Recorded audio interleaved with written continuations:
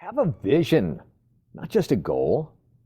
Because goals are as valuable as they are to-dos to get done, but a vision becomes a growing, living extension of the purpose you were born for. Dark asked for a savior and settled for a slave. I suppose we are both disappointments. You're unbearably naive. Well, I was born yesterday.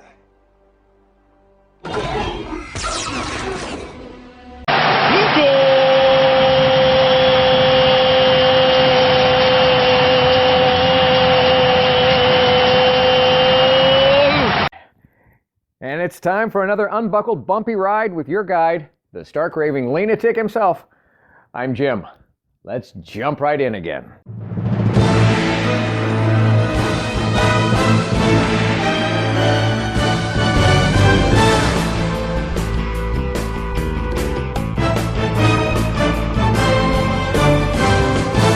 Welcome to my podcast based on my brand new book, available on Amazon, Live Life Lean, L-E-A-N. It's a year-long guide to gratitude and our daily grind.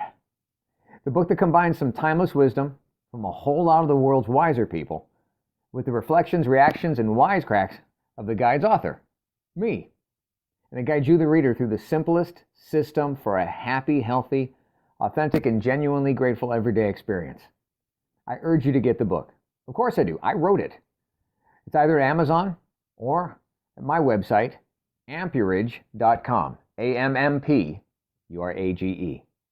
But even without it, let's make next week better than last, our next year better than the past, and get started now with today's episode of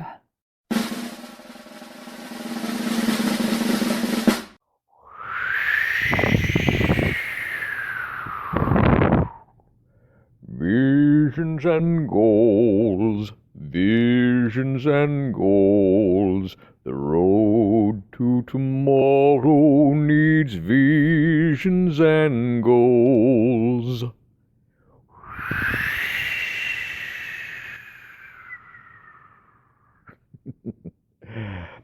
Did you envision an animated Burl Ives sounding Grandpa Snowman looking kind of character? What? No? Don't ask me who Burl Ives is. All right, back to visions and goals.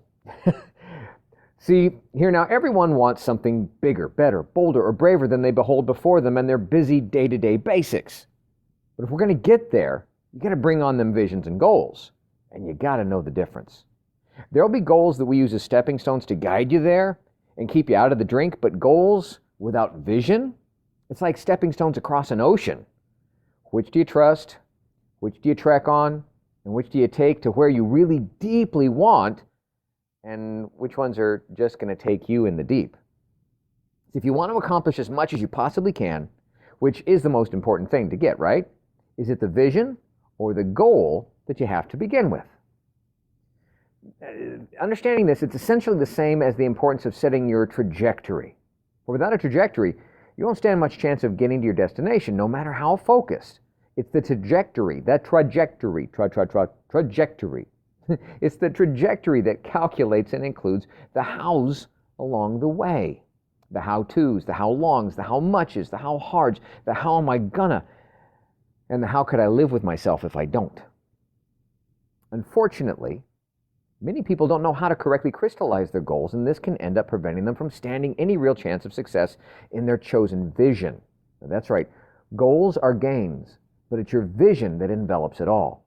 And actually, if you're setting off to write a goal when you're starting off, then that may be the wrong intent to begin with, because goals aren't really as useful and powerful as visions, which is what we're going to explore here. A vision is a Marvel superhero with a quaint British accent. Nah, maybe. But a vision's more like, well, kind of like think about a cross-country road trip. What works best? To plan your trip one city at a time, I'll just go to the next town over there. Plan my next trip to the next town, one tiny town at a time. Or, what works best? To envision not only the cross-continental escapade and the adventure, but the experience of every step, every mile, Every man, woman, child that you encounter along the way being bigger than the sum total of the miles and towns checked off along the way.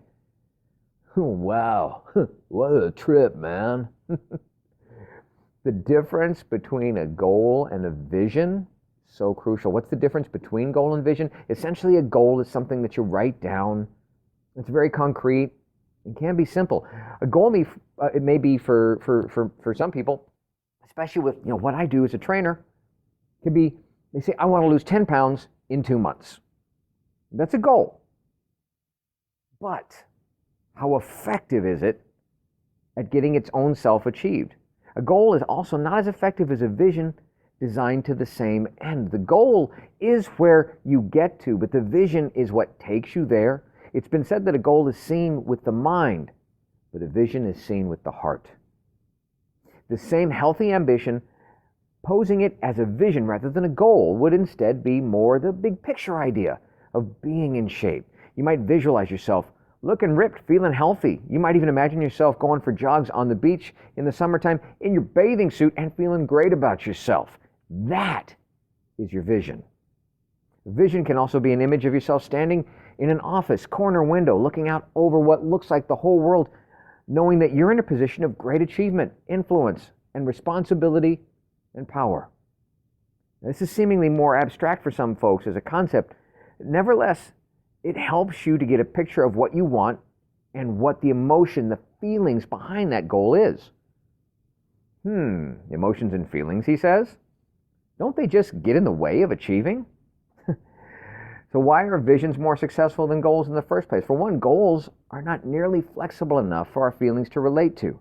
If you've got a goal, then this gives you one thing that you're trying specifically to accomplish and only one idea of how to get there. But if it doesn't go to plan, then it's your vision that gives you the freedom to change the steps that you're going to take to get there or to bend them to fit your current life, plans, and available time. Which is why when people don't have a vision and their goals fall short, they feel like they're done.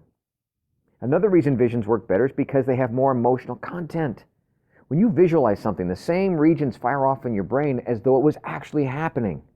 This in turn means that you can actually trigger the emotions in yourself as though it were happening, and it's that emotion that we can use to motivate ourselves to go through with plans. I'll be honest, it's not the car you want, it's the feelings that you attach to it.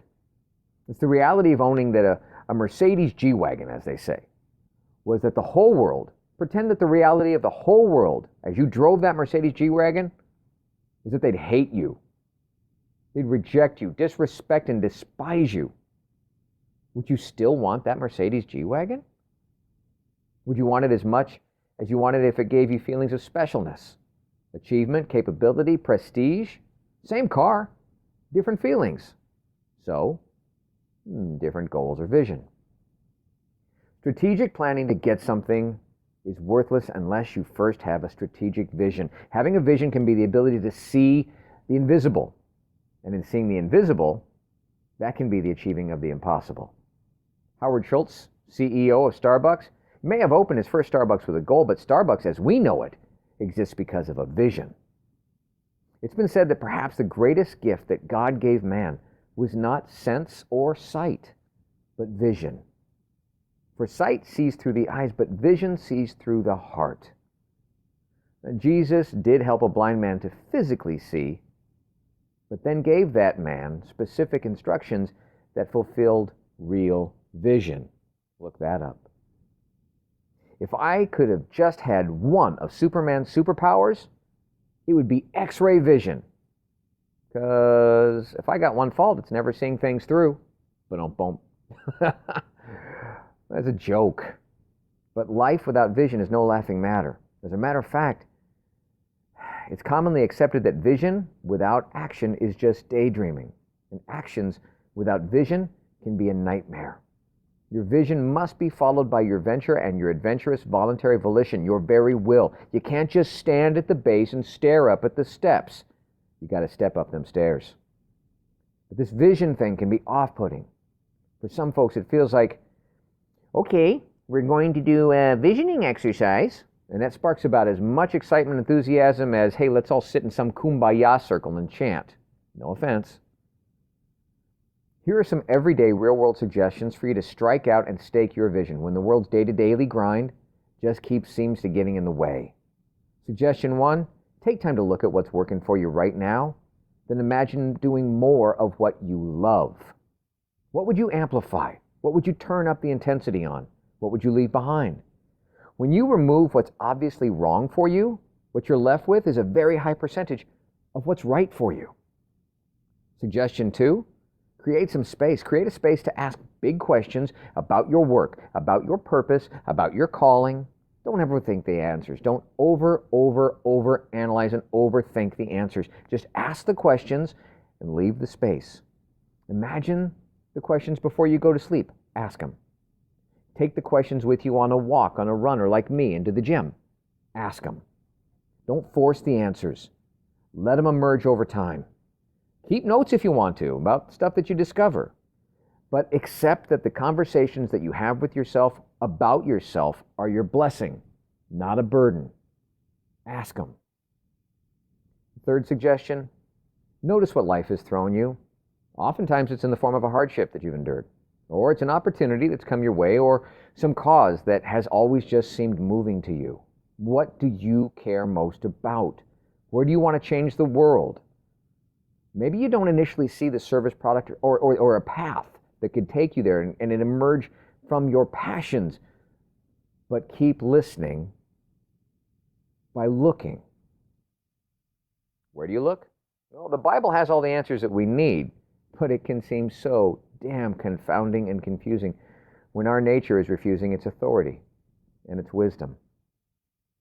Vision is in there, though. The word vision is found 103 times in the Old and New Testament. But I've read it more than once. And I remember a lot of them didn't feel at the time like they helped me see any clearer. But again, remember, the greatest gift that God gave man was not sense or sight, but vision. For sight sees through the eyes, but vision sees with the heart. So what's your heart telling you to listen for? From that same Bible, 2 Corinthians 4:18. As we look not to the things that are seen, but to the things that are unseen. For the things that are seen are transient, but the things that are unseen are eternal. In Proverbs 29:18. Where there is no vision, the people perish. But he that keepeth the Lord's law is happy. Do not be afraid to envision every day. By the way, you know what was referenced in the Bible 365 times? One for every day of your year? Fear not. Fear not is in the Bible 365 times.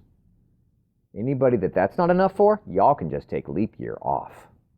And now more words of wisdom to wow your socks off from the Live Life Lean Guide itself. Entry number 268. The aim of the wise is not to secure pleasure, but to avoid pain. Aristotle. And the guide's point of view on this? I know a guy who always taught there are only two base motives in life, the desire to seek pleasure or to avoid pain. Perhaps the third may be to sedate and numb ourselves exactly halfway in between. So what do you think about this? Using the Live Life Lean guided book system, what have you learned recently that's new? What have you earned that wasn't just given to you? Where have you added to the world outside of just you? I'll be grateful for all of that. Reflect on it, respect it, and navigate somewhere next. Thank you for listening. I hope you're enjoying your copy of the Live Life Lean, LEAN guide. Enjoying it almost as much as I did creating it. And if you don't have a copy yet, go on over to amperage.com or Amazon and get started today experiencing the amazing power of knowing every day is literally yours to be grateful about, and you need never feel unfulfilled again. I'm Jim Hall, and until next time, good health, God bless, and now go get a little dirty learning something new, earning what's not given to you, adding to this crazy world that we share, and navigating your way to something new and next.